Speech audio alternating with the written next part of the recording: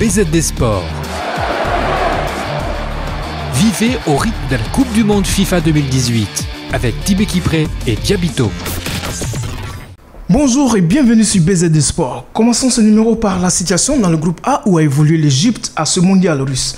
Après ses deux premières défaites face à la Russie et à l'Uruguay, l'Égypte tombe encore face à l'Arabie Saoudite 2-1. 3 défaites en 3 sorties donc. C'est donc logiquement que Mohamed Salah et son pays vont plier bagages pour quitter la Russie. Et pourtant, ce pays, 7 fois champion d'Afrique, avait le coffre pour jouer les troupes faites à ce mondial. En 3 participations, les Pharaons ne sont jamais sortis du pool. Hélas, 1000 fois hélas. Bonjour Freddy. Bonjour Tibé, sorti bredouille par la petite porte, allons-nous dire, pour les pharaons d'Égypte qui malheureusement ne sont pas parvenus à mettre cette première victoire dans le gibecière. Je rappelle que pour cette campagne de la 21e édition de la Coupe du Monde, les pharaons d'Égypte ont encaissé 6 buts et en ont marqué 2 qui portent les marques, bien entendu, du feu follet égyptien, en l'occurrence Mohamed Salah, l'attaquant de Liverpool. Il faut le dire, la formation du Nil n'a jamais, je dis bien jamais, gagné un match en Coupe du Monde et cela remonte depuis la toute première participation en 1938 et il y a eu la participation de 90. C'est quand même assez douloureux pour l'histoire de l'Égypte qui a fait naître des très grands joueurs. Il y a eu la période où l'Égypte a toujours régné sur l'Afrique. Je te rappelle, Tibé, que l'Égypte, c'est bien entendu... Avec les El Bibo. Bien entendu, cette victoire en Coupe d'Afrique des Nations est le paradoxe de la Coupe du Monde. On se demande pourquoi, quand vous avez la génération de Mahmoud Al-Khabtib, de Taher Abouzé, lorsque vous avez les Chaouki Garib, en 90, on arrive avec Hani Ramzi, Mohamed Gabeb Gamid, Ahmed Choubert, une équipe qui a donné de très grands joueurs et encore plus récemment la domination de cette même Égypte, je le rappelle, donc de 2006 jusqu'en 2010 avec les stars tels que Mohamed Aboutrika et Moutaleb Mansou, Mohamed Chaouki et Wael Goma et Sam Kamal Ladari. Mais malheureusement, l'Égypte en Coupe du Monde, c'est une copie pâle du football africain. Ouais, on va dire ce beau palmarès, l'Égypte reste sur le continent africain. Oui. L'Égypte ne part pas totalement bredouille puisque dans la foulée, il part quand même avec un record. Le gardien El Hadari qui est le plus vieux joueur de cette Coupe du Monde avec ses 45 bougies. Oui, c'est une consécration pour lui. Et Sam Kamal El Hadari, ou le gardien de but éternel du football, allais-je dire. Ce match aura été pour lui et pour l'histoire de la Coupe du Monde un fait assez exceptionnel en rentrant comme étant le joueur le plus âgé à la Coupe du Monde avec 45 ans, 5 mois et 10 jours.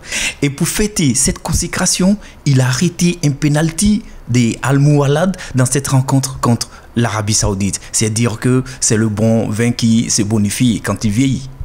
Au moins l'Égypte rentre avec un record.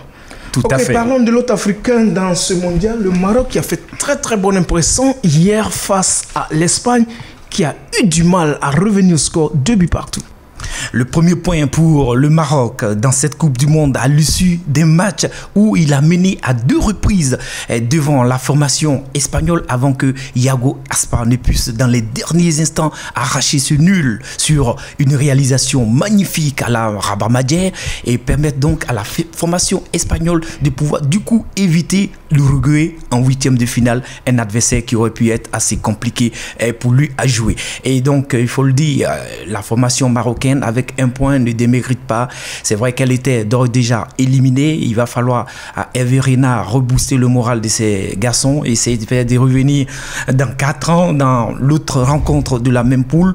L'Iran n'avait pas été encore éliminé et espérait peut-être une victoire face à l'autre voisin ibérique, à savoir le Portugal.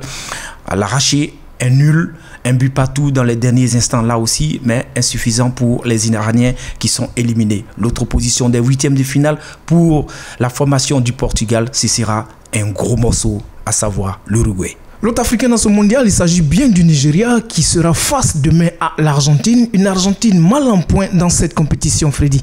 Ça va ressembler à une pièce théâtrale où on aura peut-être droit à une issue dramatique. L'Argentine va-t-elle sortie au premier tour de la Coupe du Monde ou le Nigeria va-t-il permettre à l'Afrique d'avoir sa première place en huitième de finale dans cette 21e édition de la Coupe du Monde? Tibé Kipré, avantage psychologique néanmoins pour une Argentine mal en point, parce que n'ayant jamais perdu depuis l'histoire de la Coupe du Monde face à la formation du Nigeria.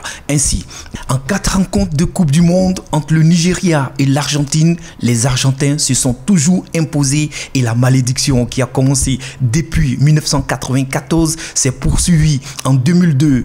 En 2010 et en 2014, ce Nigeria-là va-t-il pouvoir enfin extirper de son esprit cette malédiction? Il jouera pour le match nul, un exercice difficile.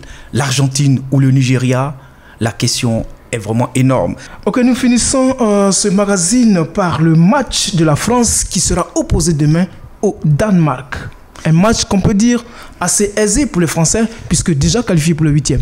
Oui, c'est pour la suprématie de cette poule. Il faut donc pour les Français jouer comme ils l'ont fait contre l'Australie et le Pérou. Pour le Danemark, il va falloir gagner parce que ce n'est pas encore assuré la qualification ou du reste, se contenter des matchs nuls. Derrière vient la menace australienne qui, si d'aventure elle battait le Pérou, pourrait donc menacer littéralement la formation du Danemark. France-Danemark, opposition importante pour les Danois, mais pas aussi déterminante pour la France qui dort tranquillement en attendant son adversaire qui sera peut-être la formation de la Croatie, du Nigeria ou de l'Argentine. Ok, le rendez-vous est planté. Merci Freddy. Merci de nous suivre sur BZD Radio. Prochain rendez-vous demain. BZD Sport, vivez au rythme de la Coupe du Monde FIFA 2018 avec Tibé Kipré et Diabito. Écoutez et réécoutez BZD Sport sur bzd-radio.com et bzd-tv.com.